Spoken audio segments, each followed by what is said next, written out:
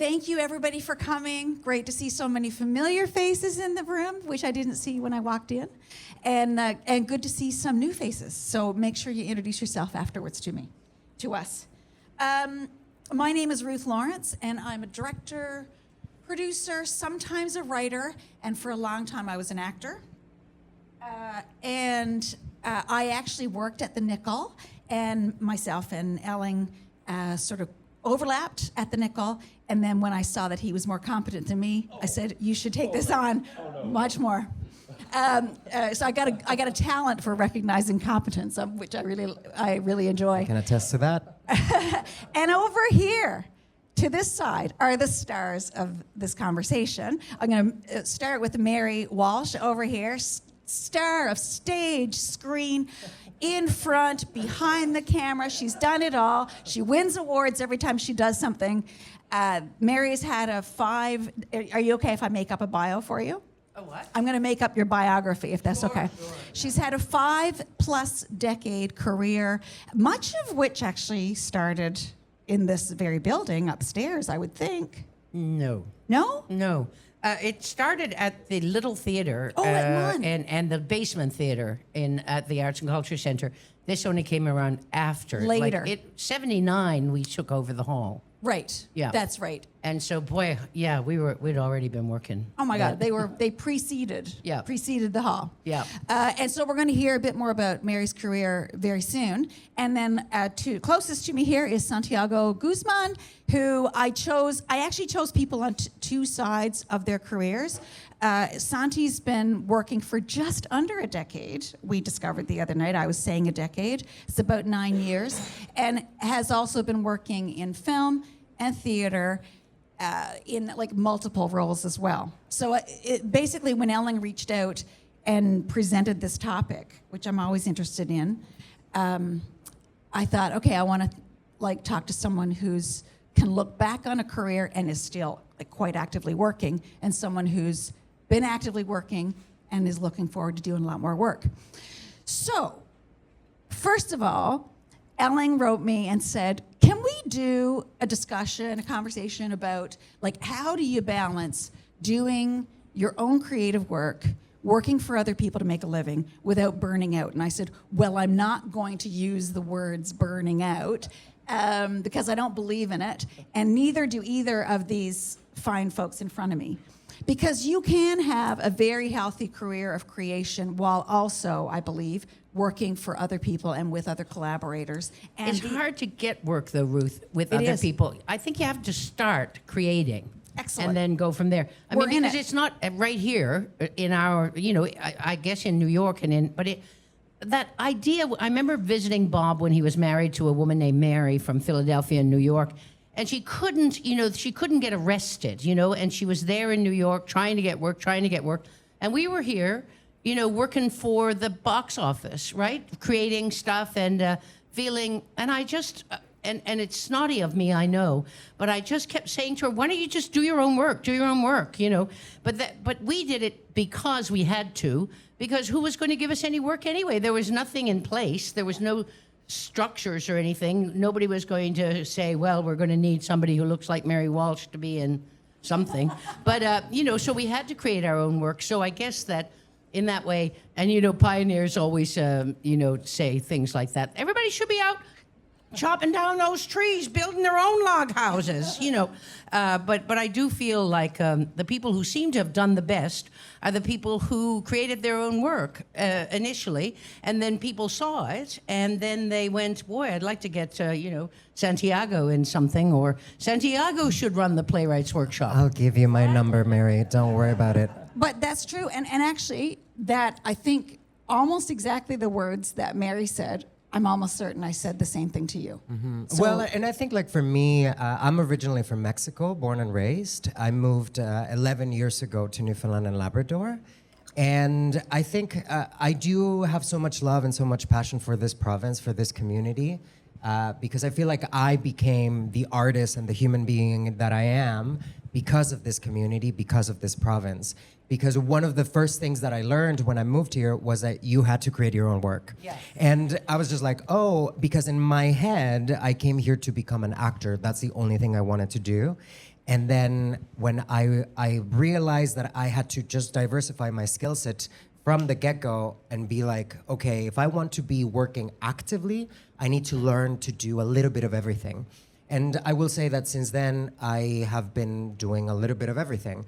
And that keeps me active, it keeps me engaged. But I agree. I think that when I look at other provinces, and now that I travel a little bit more, I get to see that the superpower of the Newfoundland arts and culture is this sense of community, and then the idea that we have to diversify that skill set. That is something like I have never seen anywhere else. Well, Dad used to say that it wasn't that Newfoundlanders were friendly, it was that they were handy, because when the Yanks came here in 1941, they needed electricians, and hardly anybody had electricians. And he said guys who had never seen electricity went down and started working, and so jack of all trades sort of seems to be not just in the arts, but in our lives sort of generally. When you live subsistence, and we did for hundreds of years, you have to know how to do everything, because where are you going to send it? Who are you going to get to come in and fix it, right? And Mary, did you ever have the experience at any point in your career, because I did, especially when I was training in Toronto, where people said, well, you have to choose one or the other. You have to be an actor. Like, I feel like you started out as an actor and writer, but at any point did someone say, you should really focus on this only? I know Sherry White did really well with that, but I've always been tasking possibly. But I know Sherry, when she went to Toronto after we did Hatching, Matching, and Dispatching, and she was trying to get work as an actor, and she is and was quite a good writer, and she decided to just cut off the whole acting thing and become a writer, and she's gone on to massive success as that. And perhaps we should take a page from her book, but I don't really I really enjoy all the aspects of it, And I often think, too, that a lot of success comes from, like, if you think about all the different, like, Mark Critch started out with, what's the name of Cat Food. And Rick Mercer started out with... Corey and Wade's Playhouse. Who else am I thinking of? Mary Walsh started with Codco, and Susan Kent and those Johnny Harris and them had the Newfoundland Dance Party. So I often think just get a crowd around you, and then it will lead to success. I don't know. It might. It's been a pretty good formula. Yeah. Right? For those sketch comedy groups. Then and when you think about it, all of them all went on to do their own thing, sometimes together, but often just had their own careers after that. Yes, because I guess sketch comedy is like one of those things that teaches you to do a lot, because you have to do a lot of different things. But anyway, I'm happy with that. I didn't take but I see Sherry's success, and sometimes I think, oh, maybe I should have just concentrated on one thing. Maybe I'm not the multi-talented. Well, why? Why do you ask yourself that question?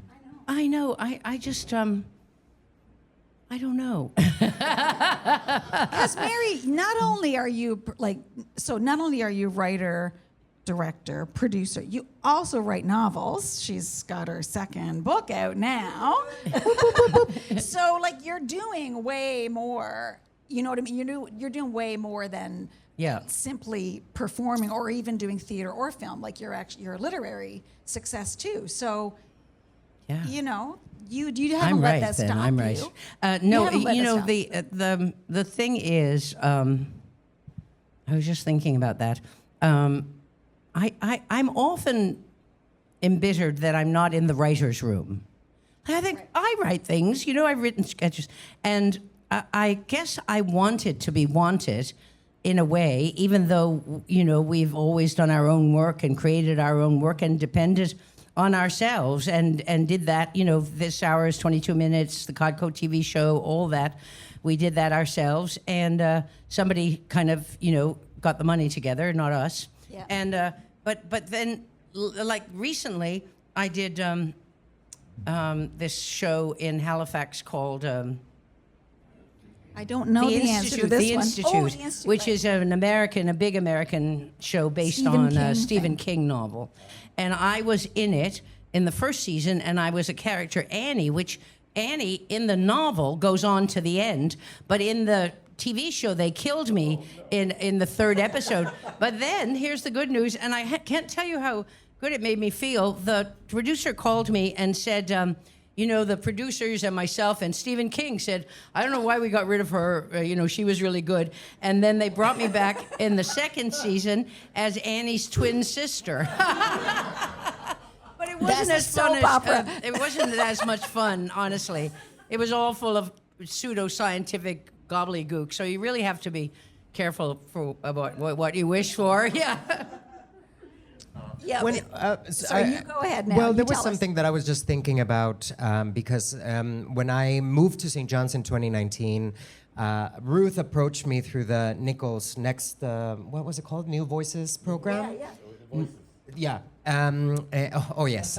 Right, I remember that. Voices, the Voices Project. And I remember that Ruth asked me, we met in university, she was teaching out there, and she approached me and she said, I want you to do a film, and I want you to direct it. And I just said to her, well, no, I'm an actor, like that's what I do, and maybe you should direct it for me. I can be in the film, that's no problem.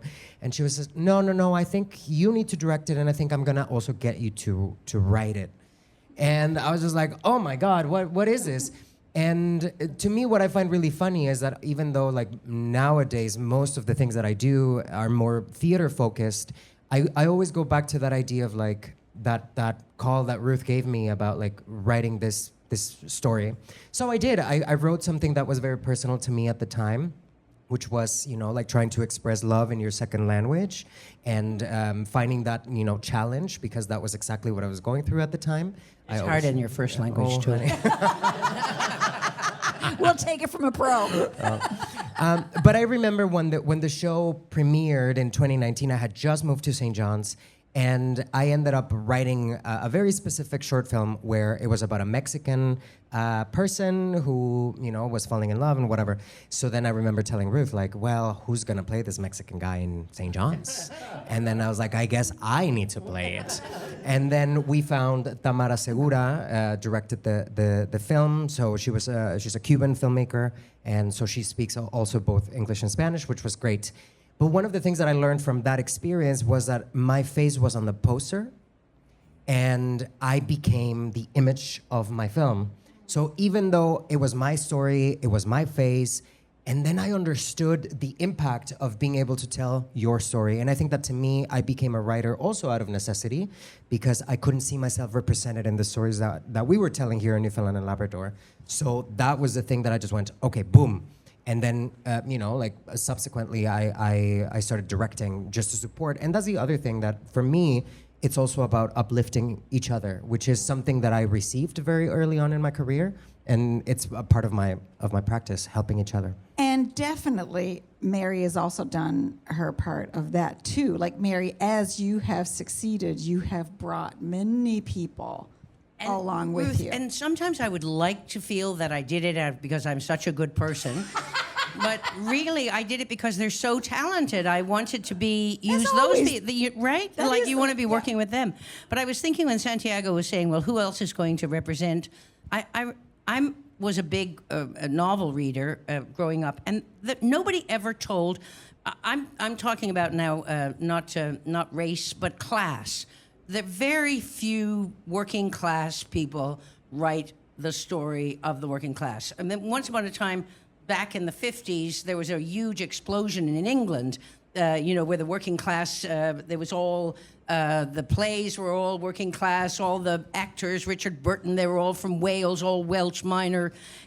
But now everybody in England is an Oxbridge thing. And so I, like Santiago, though I am a Newfoundlander for 5 or 6 or 7 generations, I always thought that nobody was telling our story either.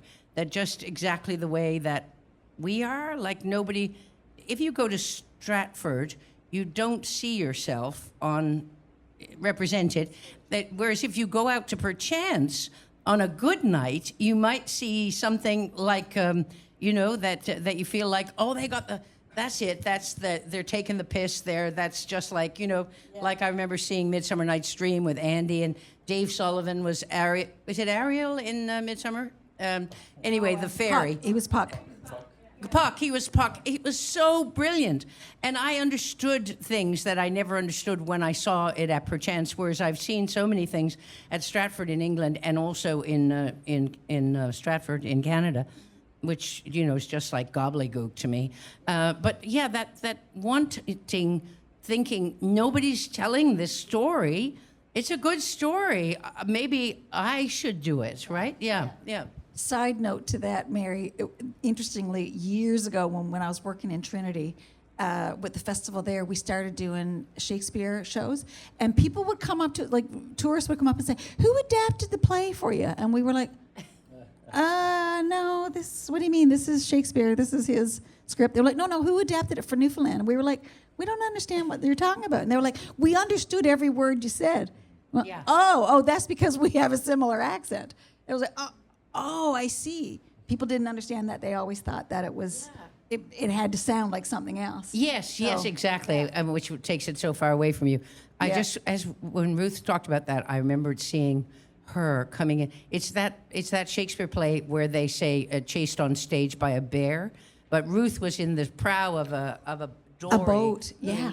Pulled The in Winter's with a Tale. Beautiful. What a night that was. I'll never forget that image. Yeah, that was Hermione, and yeah, exactly. Being brought in Yeah. as the statue. Yes. Yeah. They were amazing shows. Okay, so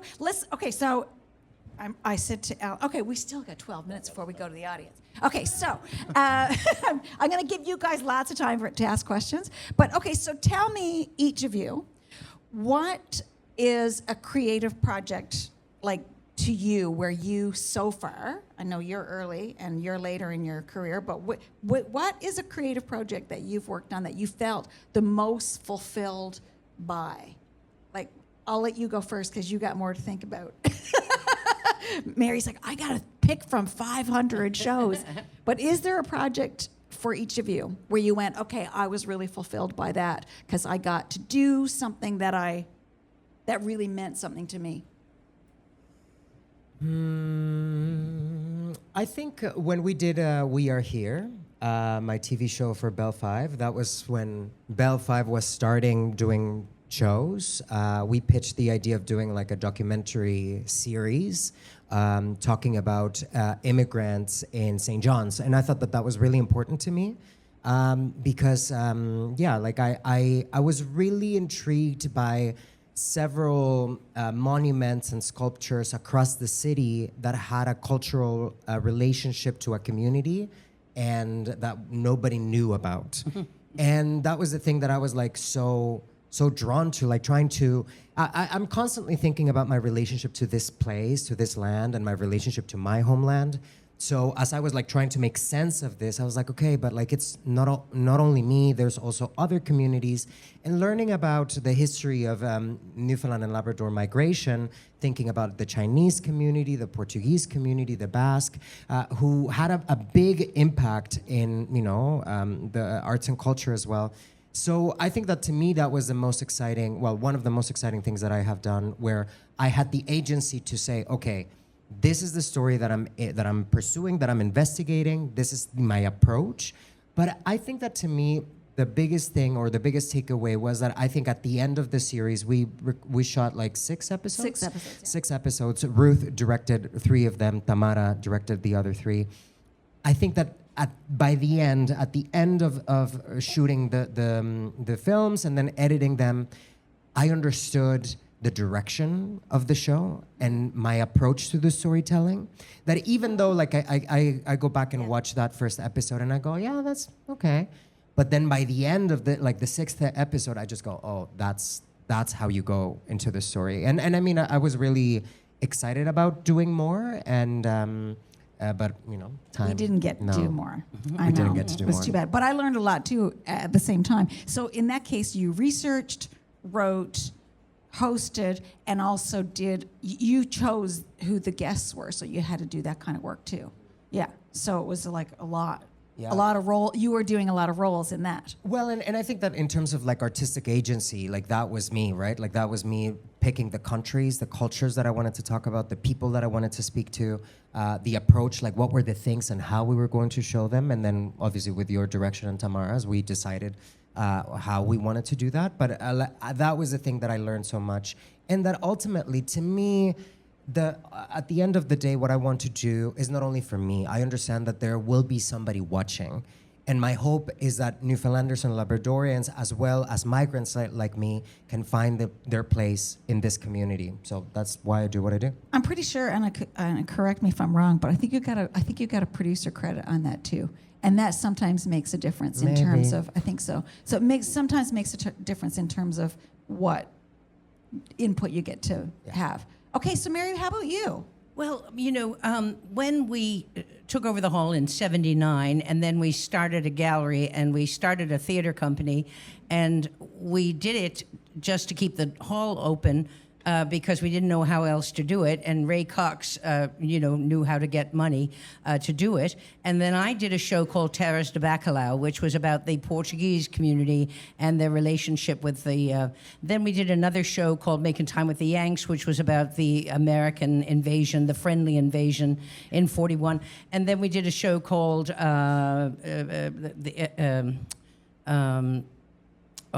The Last Resort, it was called, because in Whitechapel, or Whitehall, they used to call Newfoundland the last resort of privilege.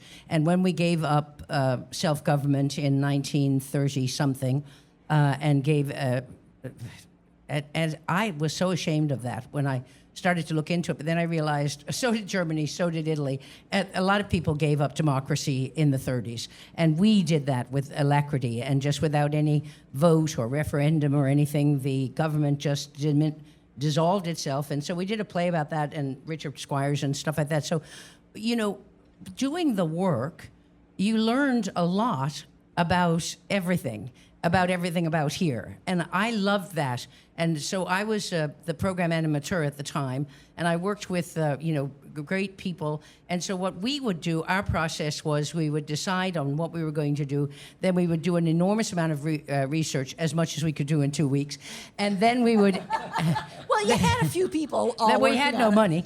And then we would, go out and talk to people, just interview all the people, like, say... the people who were here, people who married Americans, the Americans who stayed here, or the Portuguese, or, and then we would transcribe all those, and then we would all get a copy of that, and then we would read all the transcriptions, and then we would improvise around that, and out of those improvisations, we might improvise something 10 or 15 times. Out of those improvisations, we would take the best of what we got in there. And also we added dance and music. And then we'd open the show and we always sold out. And to me, it always seemed like, people in England are interested in going to the theater because it's about them.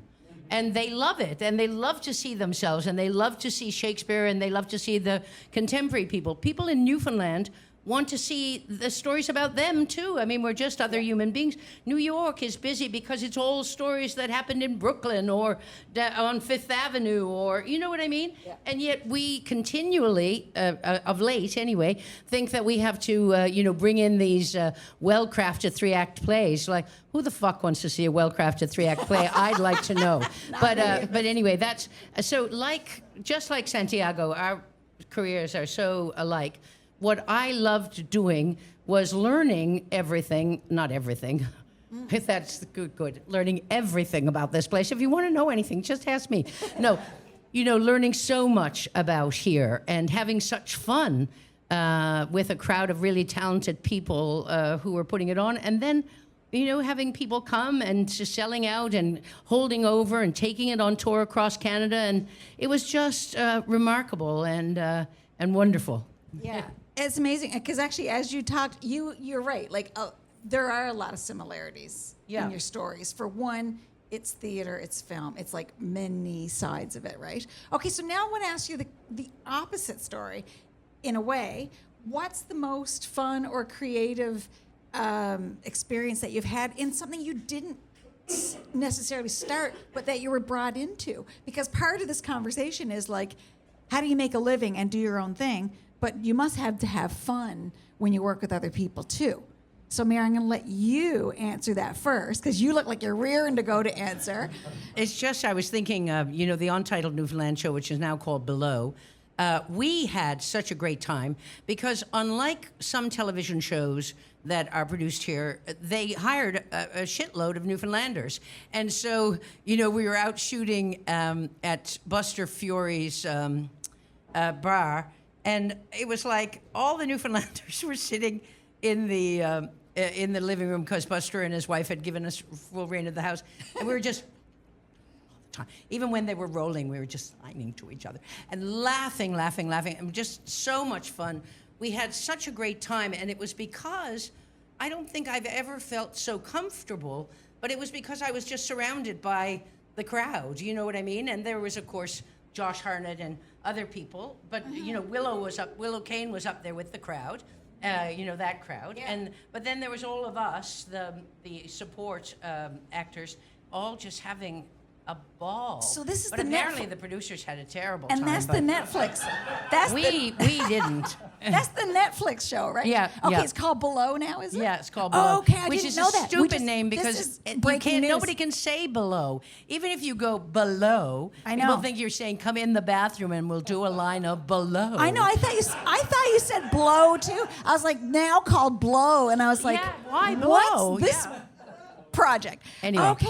And you're right. They hired lots and lots of locals. Yes, lots of extraordinarily talented locals, Right. and just. And so you Fabulous. found that integration with folks like Josh Harnett and I can't remember who else. Charlie, what was his name? I never even saw him.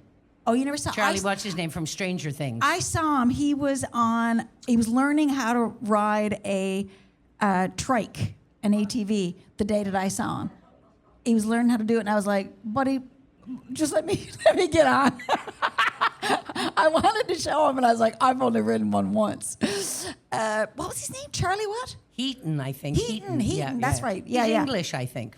Okay, and so that's good to know though, Mary, because I feel like the more folks come here, like that was amazing to me that they really did kind of dive in and take so many local actors, because often you see it, and like Shipping News is a famous example where they bring all these people in and they try to get them to sound like Newfoundlanders. Not one of them accomplishes it except for the Newfoundlander Gordon Pinsent, who everybody went, oh, he's amazing. Yeah, he's from here. But Ruth and I, and Sherry White again, I don't know why I keep bringing Sherry up, but we said, actually, I was really angry because, the crews are working all the time, and that's fantastic. I could not be happier.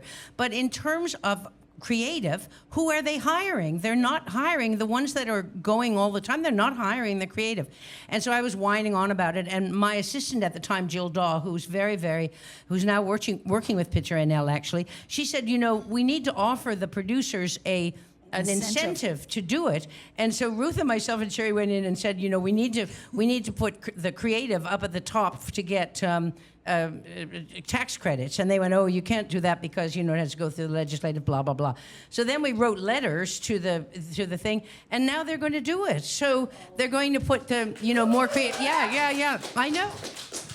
Jill Daw, really. Yeah, sometimes it just takes. I thought I'd just keep Call whining them for a about it for meeting. another 70 years. But the funny thing was, me and Mary and Sherry had a chat about it, and Mary's like, we got to do that, yeah. And then me and Sherry would talk about it, and Mary would see us the next time, and she'd go, when are we going in to see Picture NL? When are we doing? Yeah, soon. And then she'd say, when are we going in to see them? And finally, we said, okay, let's make a meeting, Yep. and we did, and yes, it's something good is gonna come out of it. Yeah, which is great. I think that's really good. I don't Yeah. know why we shifted. I don't know where the shift happened. I feel No. it's men's fault. Because when there were more women producers, there was a lot more, talent from here. Well- But when the men took over, and I'm not pointing the finger at any Take a No Shot one. production No or one. anything like that. It was all, they brought in Hudson and Rex, they brought in a guy to play a dead body. And Andy said many dead Newfoundlanders are very, very upset about that. But the other thing that people often say too is, if there's money involved, we get pushed aside. Yeah. Like, Yeah. if there's no money, go to it. Oh, yeah. Like theater. Fill your boots. Fill your boots. Right on. Make the theater. No problem. There's no money in that. You can have it all. Yeah, Right? yeah. But So Ruth that's- is going to direct something, and the number of times that women have been asked to shadow of male directors, it's like male directors just direct. They just go and direct. I don't know, some of them go to school for directing, but lots of them don't. And then women are always asked to shadow them. But Ruth is going to be directing a movie soon. But there was a woman, Cynthia, she won an Oscar for a National Film Board film Cynthia called Scott. On the Bus. I don't remember what her name was. John Scott. Smith's Cynthia wife. Scott. It was called Company of Strangers. If you haven't seen it, you should watch it. Should watch it. Oscar winning. Yeah. I'm in shadowing Giles Walker in PEI, and there's Cynthia Scott, Oscar-winning Cynthia Scott. She's just shadowed Giles Walker. You know what I mean? She already got an Oscar, but so she couldn't not get good enough. any work, so she was shadowing guys. That's so funny, because I literally called her and John in January, because I'm doing a project, not the one that I'm about to do. I want to do a project similarly to how her and John both did that, like kind of real life, sort of real life improv. Yeah. And I talked to both of them, and of the two of them, John had a massive career. Massive. He got to do everything. But he didn't get an Oscar. But he didn't get an Oscar. But she got an Oscar And and she had did. no career. Yeah. Because Yeah. apparently she might have made a mistake after that. And that was the end She for didn't get Cynthia. to make any mistakes. I think she just didn't get to direct anything else. I'm bitter. Are you telling us this is half an hour? Did you get to answer that question? No, but I Okay, can I'm say gonna let him something answer. really fast. Because early on in my career, I had just moved to St. John's. Jojo Greeley asked me to be with her, helping with props in Wanda Nolan's Picture Start. And I don't remember the title of the short, but It I was was Wanda Nolan's? Yes. Oh, so It that was a must Picture have Start. been, that was the one in, oh God, I'm going to remember the name. Yeah, Ellen, with you the guys would have played it. Banshee, Yeah, it was the Banshee one. yeah. Do you remember that? Ellen, do you remember what it's called? No, that's since you took Yeah. over, for sure. But I Yes, one where- will look it up. I will Yeah, look it up. Rhiannon played Yes. the Banshee. And Something about late. Someone knows here, right? But anyway, yeah. keep going. So the story is that that I didn't know what I was doing, and that's usually how I start. I just don't know what I'm doing. But people are really kind, and then they go, "Yeah, you should do it because you should." And I go, "Okay, great." But I think that the thing that I learned about that process was like, how do you make films? And because I didn't go to film school, I went to theater school for acting, and that's the only thing that I have studied. I have learned so much by watching others work. And the most amazing thing of that process was seeing other people work in those different departments and how they communicated with each other. So the next time that I directed, that it was my turn to direct a film, then I just went, this is what happens behind the director's back, right? And not, I mean, no. So no, that like the a good director thing. can have what they exactly. need. Be like, yeah, this is how you ask, you know. And but yeah, that was like the most fun that's thing. so And I would good. do it again. Like I think that to me, I don't mind taking on different tasks, and because it helps me keep myself active and know what's happening, and you know how people do things. And I'm going to do a little shout out right now for Wanda Nolan. Her film is playing here tomorrow night, and it just won a Canadian Screen Award. It is so good. Called The Muse. You should come and see it. So that was a great segue. Now we're going to segue out to the audience. We have 25 minutes almost for questions. Mazepin. Oh wait, I'm going to give you the mic.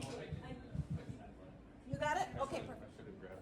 Sorry, I just feel it. I think I have it tied up in me. There we go. I'm going to make it really hard on you. Okay, here you go. And I have it under both chairs. I clearly did not want to give up this mic. And I knocked that over. We're going to share. Okay. Thank you so much. I was saying, very nice to meet you finally, Miss Mary. I've heard a lot about you. My question to both of you would be, if you had to start today, what are the 3 things you would do, or people you would talk to, or places you would go if you had to start your careers today or get into the industry today? That's excellent, because it was one of Ellen's questions that I didn't ask. Thank you. If I had to start my career today, because my career has been such a shambles in many, many ways, and, I fell into things, but I never had people were always saying, like my Aunt May, who brought me up, always wanted me to take a secretarial course so that I would have something to fall back on. But because I had nothing to fall back on, was forced to go forward. And I have noted that some actors, they fall back because times get tough, and you can't like get arrested, as I already said. And once upon a time, everybody was taking your calls and wanting to work with you, and then all of a sudden nobody is.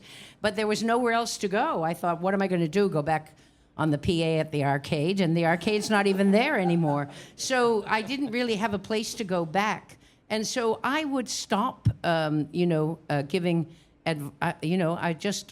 I wish I had a better answer for you, but that's the only one I have. If I was starting out, I guess, I don't have any regrets about the way it went. I was just open to it, to what whatever. was coming. Yeah, to whatever was coming. Yeah. Yeah, I was gonna say, like, go to the workshop. Go, if there is something happening, go to the workshop. Even though when you think that you already know the thing, just go to the workshop. There will be something that you will learn from it. I would say put yourself out there. Just say, hey, if you ever need anything, I'm around. And I feel like just don't get in your own way of trying to be perfect the first time. I actually don't believe in perfection. So Yes, just do it. Fail. Yeah. You will learn by failing.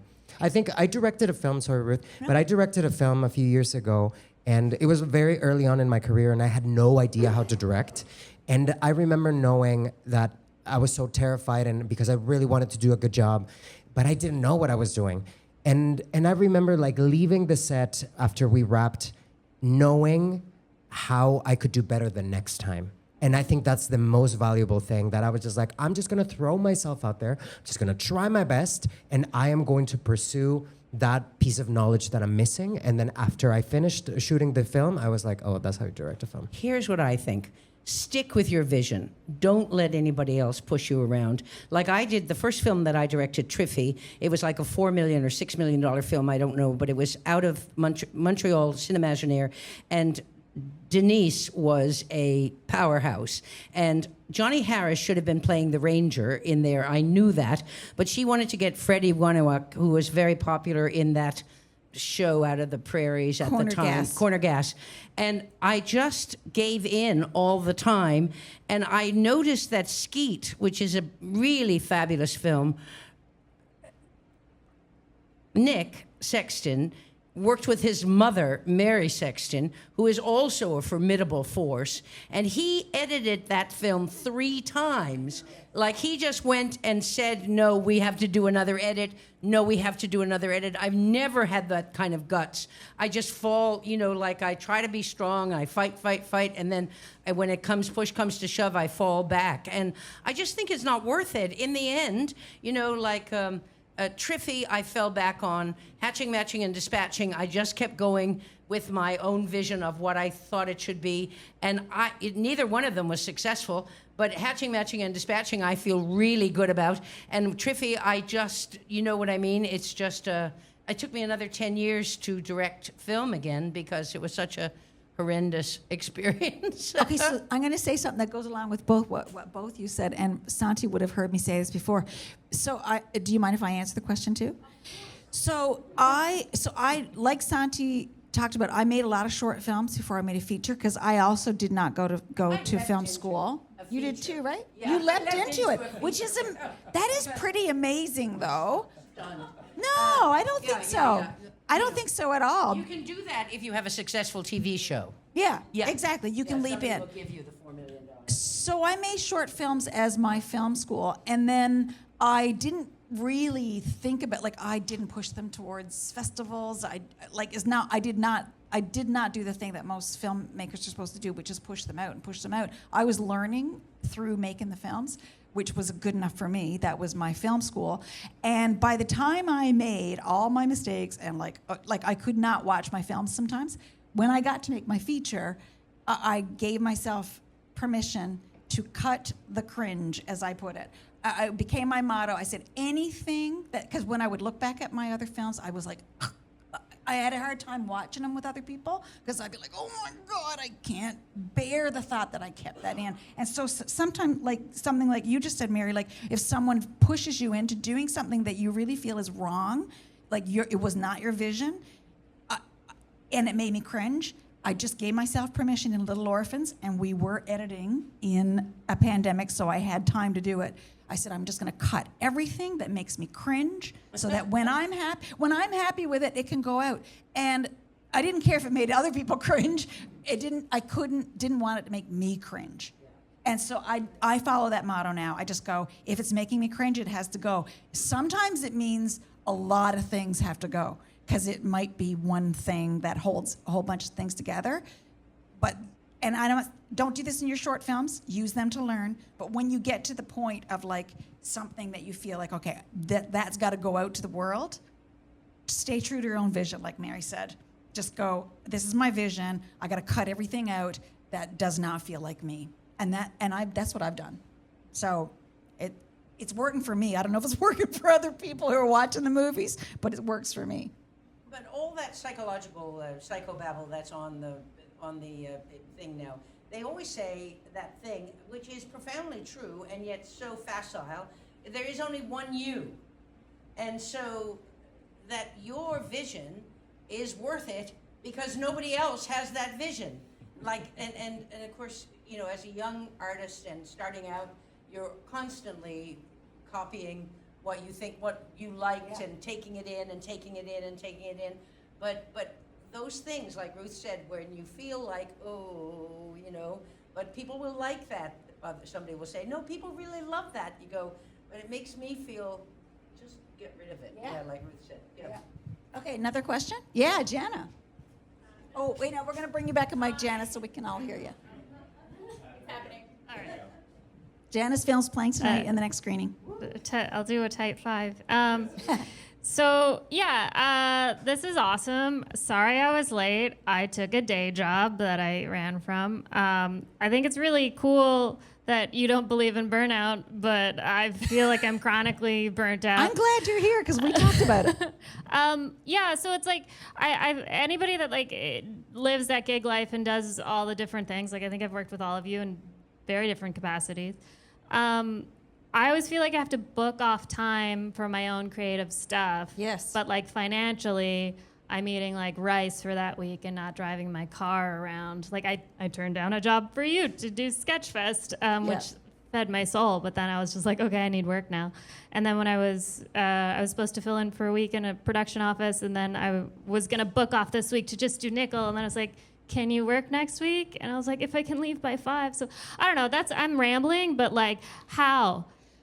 Okay, so first I want to say we did have that conversation in the kitchen up at Elemental, and you said I really need to do Sketchfest, and I think my answer to you was I think you got to do it, right? Because you do have to do the things that feed your soul, like that feeds you. Like I worked all that week, and all I heard was, "Oh my God, how great Sketchfest was! I didn't get to see one show. I didn't, right?" So. That is important, but I'm going to let them answer first because they also have the expertise. How do you do it? How do you balance Sometimes it? I'm really exhausted and feel, overwhelmed. Like in March, I had gotten... You see, when you're working as a freelance person, you think, well, I better go on the road with my one-woman show. And with theater, you have to book it months in advance. So I booked this Western tour, and I was going up to Whitehorse, and then I was moving on from Whitehorse to Dawson City, where I was going to do a film residency for 2 weeks. And my book was coming out, and then I had to do an audio version of the book. And then I got the show on MGM, the Institute. And plus then I had to relocate from St. John's to Halifax. And, you know, I have a dog and a life and everything. And I just thought, I'm going to die. I'm just going to die. I can't do it. And I was very, very bitter in Whitehorse, I have to say, because it takes forever to get home from Whitehorse. But I did get through it, you know, and sometimes in the old days, I used to think, oh, people say you can't do this, but I guess I can. And then the next thing you know, I'd be coming out of anesthetic just having had another back surgery. So you have to, I don't know how. Santiago, you are probably better at this than me. I just don't know how. I don't know how to do it. Have you got an answer ready to go? Well, yes and no. I feel like I'm also coming out of a period of burnout, and like this particular winter spring was awful, like work-wise. And I remember like I just arrived from Halifax to work here, and I remember like thinking to myself, I am here to feed my soul. Like I am here, and I am here for work as well. But this time around, like I am actually, like something that happened today was that around, I don't know, like it was 2 or 3, I was like, I think I'm done. I think I'm done for the day. And I mean, obviously I can afford to do that right now where I can, in the way that I'm scheduling myself, I'm leaving so much time in between stuff so that I can take that time to wind down. But also, I like to cherish my impulse of creating, and the other day, I was like, I don't think I'm gonna write, and I'm just gonna write. And I think that's something that I am learning is like how to not put some guilt on myself when I need to rest. And of that's course, the hardest Santiago thing. is a man, and I am a woman, and so, we have guilt. We are born with guilt. We're mothers and daughters, and we carry an enormous load of guilt. And guilt seems to be our natural, and I'd like to, and I'm 74 years old, and I'd really like to know. It was a fascinating question because Ruth doesn't believe in burnout, and I'd like to believe that that's true because Ruth is the kind of woman who can put a set of stairs in her house. What are you at, Ruth? Oh, just putting in a new set of stairs. Haul the stairs out, put a fucking set of stairs in her house. Of course she doesn't believe in burnout. She's some kind of lunatic. But anyway, but to me, I mean, and I didn't mean that in a mean way at all, Santiago. No, my feelings but are I hurt. do find that men, like for instance, if you think about second families, that many, many men, many of our father's generation, and probably now, but we don't know about them, had a second family, a secret second family. Can you imagine a woman having a secret second family? Like after doing the dishes, cleaning up after supper, getting the lunches, so I'm just going to go down now and take care of my second family. No, it just wouldn't. Obviously, the men are not doing enough. They should be doing more at home instead of getting the second family. But I can't tell you how many men had second families all over the world. It's just so common. And obviously, they're just not doing enough in the first family. But anyway, I just wanted to say that, not about Santiago at all. But that men sort of seem to know how to look after themselves in some way, in the way that they're brought up, in the way that society, I was going to say cossets, but that does sound mean, them, and encourages them and stuff like that. And, as a woman in comedy, you have to fight for every single pico inch that you get, no matter, what I mean. Catherine O'Hara had a great send-off and people loved her. But boy, Catherine O'Hara had a hard old go, just getting into Second City because the boys had all the lines. Like I was saying, I remember saying to the makeup and hair people who did Second City and then they did Codco, I said, I wanted to see Andrea and Catherine more often. And they went, well, John just wrote more material, and if they wanted to be on more, they should have written more. And it's like, yeah, and they were two women, two really nice women, too, who loved Catherine and Andrea. But that's just the way it is, and you're just not, it's like when you push, people don't like you very much. And we want to be liked, and it seems like men don't care about that as much, or they do, but they approach it differently. Yeah, I don't know what it is, but I do know that burnout is more common with women because, of course, you're home raising the youngsters and doing all that too, as well as everything else, as well as putting in that set of stairs, which is just the idea of somebody being able to do that, man or woman, or creature from another planet, even. Putting in their own set of stairs seems so remarkable to me. But anyway, I'm sorry if that's too long an answer. I got one too, and I will say this set of stairs took me over 3 months to put in, but I did them one step at a time. I literally did. Did you get upstairs in the meantime? We fucking jumped over the step that was missing, and Luke was small, and we had a cat, and so we just all got really good at jumping from the level step to the not level step. So it took a long time, but I did get it done. But also, I was going to say, and I shouldn't be blasé about it, but so Jenna, to just go back directly to your question, like, you know, and I'm going to use you as an example if you don't mind. So I was just reading that you just got yourself a Arts Council grant.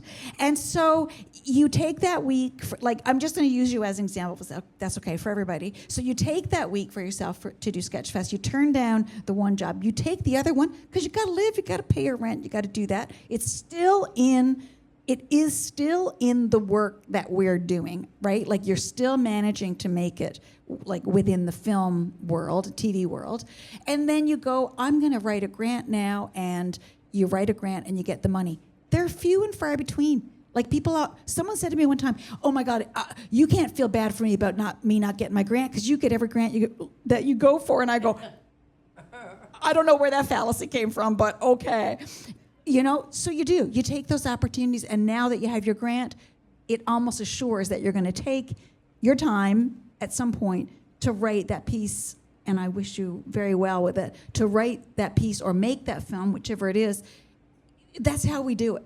We got to work for other people sometimes to make some money, and then sometimes we go, I'm going to take this But time look off how to lucky do it. we are. I mean, there are people whose hearts are broken because they never get to work in what their heart wants to do. Yeah. And look at all of us. You know, I'm looking right at my friend the dancer. Like, we've spent a lifetime, you know, doing what we want. Yeah. And, you know, who gets away with that? I know. Nobody. So I think sometimes we're just so lucky. And we forget sometimes, I mean, I do all the time, how lucky we are, right? Yeah. Yeah, it's true. There's oh my God, three hands. Because it's your second question, like they say on the talk shows. I'm going to come over here first, you, and then you. Closer to the front first. Here, yeah. And we'll try to answer both these for Muma. For you, Mary, as a woman, when you were a young woman, and for you as a person of color, what would you say to young people of color who are coming in from rural Labrador, especially when you look at Indigenous youth trying to get into the film industry? We don't really have a big theater industry once you're done high school. We don't have a film industry in Labrador right now. There's a lot of young Indigenous people of color who are coming in and trying to kind of find their way, but especially as young women, it's hard for them sometimes to stand their ground with their creative visions, and it's hard as with being who they are and trying to come into the industry. What would be We your hired advice? Jack Panashway to do We're No Match for No One back in, I don't know, he was going to university. And then we went and did Netasanan, which means our land, and we toured that around Labrador, and that was all in Innu people from Shiaji. So, you know, the hall has had a history of working with Indigenous people. We haven't had a long history, obviously, but we've had some history, and I don't know where that, but I was at the CSAs, and North by North took all the awards and were the most beautiful people there. And, you know, there is a move, like I was reading the telefilm to get development money. And, you know, there is a special category for Indigenous people, which is, you know, it only took 200, 300 years. And but you know, there's a special category, and that accesses a certain amount of money, like a large amount of money, right? And so things are changing, I think. But, you know, we're at it. We've been at it. You know, the arts community has always had a place for everyone. That's, you know, if you can't even get in with the bad crowd, you might get a job in the theater. You know. Yeah. So we have a lot of heart for people who have been marginalized. Let's say, right? The first thing I'll say, call me. I will help. That's the first thing that I will say. I think that for me, like, I just had to do it, because if it was not me telling my story, nobody else was gonna tell it. And that was the first thing that I learned, that I was like, okay, I'm just gonna tell this story because I think, I just couldn't see myself represented on stage or on screen. And I mean, I find I do way less film and TV than I do theater because I find that film and TV is way harder to do. I also think that whoever is leading those visions have an understanding of a world that does not always include me. So I don't do it, right? Like if I see a casting call where there's any ethnicity, no thank you, that's not for me. Right? And I know that that's my boundary. But then what can I do? I'm gonna write a screenplay that will include the races that I want to see because races do have an impact in the story that we tell. Well, at least that's how I live my life. You know, when I walk down the street and someone asks me, where are you from? Are you here for holidays? When I actually call this my home, right? So just write it. Write it, find your allies. There's a lot of very generous people across this beautiful province that are willing to help. So just call us up and then we'll help. And I'm going to put a pitch in for the nickel quickly to say, 5 minutes. To say that we are bringing in Shania Williams in July to finish a film that got started because the nickel, I went up there on a couple of trips with the nickel doing basically film tours. And Shania caught my eye. Obviously, she was very, very talented and wanted to make theater and film. She wrote a film script. The nickel helped me get started, is still helping. And she's going to finish that film in July, yay, and have her first film made. So, I know they're few and far between, but when those opportunities kind of come to town, the hardest thing for us is trying to figure out who are, like you said, our allies in the community. So you're doing a really great job by being an ally and being here, to make sure that we get the word out so that we, can also. And we're publishing Netisanan so it can be in the school books. So that would be, because that was written, the first piece of theater that was ever written by the Innu people of Labrador. And so it will exist so that, when you see things, then you might want to do them. You know what I mean? It was written collectively by the cast. Amazing. Yeah. Awesome. Okay, good. I know there's another question right here. Oh, sorry. Mike, coming your way. Hello, my question is, when you're bringing something to life creatively, whether it be a film, play, show, whatever, do you have a set disciplinary routine where every day you sit down and you work on, where you sit down and you work on it? Yes, or absolutely. Perfect, question answered, no. Or do you just go whenever inspiration hits you, whether it be the morning or the night? What's your vibe? Well, we were just talking about having other jobs, so we have to have other jobs in order to live. We can't just create, right? Nobody's in that kind of position. So, those jobs, they get you up at 4:30 in the morning and then you work till 8 o'clock at night. So you don't have much, left for your. So, you work when you can, right? And you try to give yourself a routine. Because, we create our habits and then the habits create us, really. And so you try when you can. But that lady who's, suffering from burnout, you got to do the other jobs because you got to live. So you're not, but, T.S. Eliot, I think of T.S. Eliot, the stories about T.S. Eliot, because he worked in a bank. And then he came home and wrote Like the Wasteland. But then they say that it's all right if you're working in a bank during the day because that's that side of your brain. And then you can use the other side of your brain to, create. Right. But if you're creating all day too in your job, right? And then there's not much left. Yeah. Go ahead. No, I don't have a regular practice also. You just do it when you can. But I will say that something that helps me quite a lot are deadlines. So if there is a submission deadline, if there's a grant deadline, but also creating a system of accountability for yourself. So telling your friend, can I send you my script by this day? Right? So that then you know that someone is waiting for you. And I think that when you bring in collaborators into the process, that accountability, becomes a little bit more formal. So that makes such a difference. I totally agree. I used to say, I'm going to submit to such and such. And then I'd get a draft of something done. And I probably would read it and go, that's not good enough to submit there. But I had the draft done. So I was like, oh, I'm not submitting, but man, got that draft finished now. Right? It's pure crap, but it's done and I got somewhere to go now. So I agree. And I know that there are many disciplined people, like many. I talked to a writer once who said, I get up at 6, I go for my walk. By 7 o'clock, my ass is in the chair and I'm writing for 6 hours in the day. And I was like, right on. I can't imagine, which was amazing. But I guess like that totally worked. Is for that them. Ed Rich? No, it was Because another. that's what Ed Rich does, but he is a writer all the time. You Yeah. are so many things. Yeah, You that's what I can't was going to be. Yeah. say. And it works. Like I think you got to find the thing that works for you. If like us, you're going off madly in all directions. Like that is how we get it done. But for some people, like they go, I've got to have a routine. I got to make it work. So I think over time, you do kind of figure out what your process is. Like actors, when I went to theater school, they used to say, you got to find out your process is. They said that the first week of theater school, and I thought, oh my God, what a terrifying concept. By the time I graduate, I got to know what my process is. But you know what? By the time I graduated, I did know what my process was. It just came in bits and pieces. But like the first professional job I got, oh yeah, I know how I'm going to do that work by then. But that's not going to come the first thing you do. That comes from time and time again of practice, you know.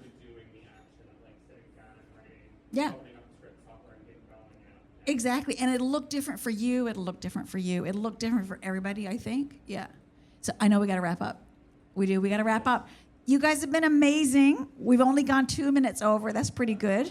If you got other questions, please tackle us on the way out the door. Thanks so much for coming.